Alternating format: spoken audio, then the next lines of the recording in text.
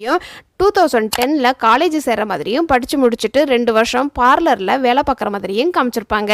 2022ல salon கடை open பண்ற மாதிரியும் 2023ல வாங்கின லோனை வந்து லட்சுமி ஃபைனான்ஸ்ல அடைக்கிற மாதிரியும் அழகா காமிச்சிருப்பாங்க ஆடியன்ஸுக்கு.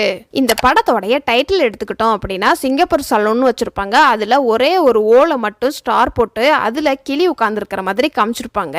அந்த கிளி தான் இந்த படத்தோடைய முக்கியமான கேரக்டரா இருக்கும். ஆர்ஜே பாலாஜியோடைய லைஃபே மாற்றும்.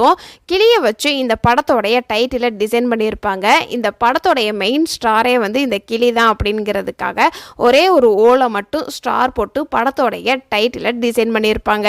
இந்த சீன்ல சுண்ணத்து பண்றதுக்காக ஃபங்க்ஷன் வச்சிருப்பாங்க. இந்த 2 சின்ன பசங்களும் டபுள் மீனிங்ல பேசிட்டு வருவாங்க. அப்போ கவனிச்சிங்க அப்படின்னா பேக்ரவுண்ட்ல குதிரையோடைய சவுண்ட் எஃபெக்ட் கொடுத்துருப்பாங்க.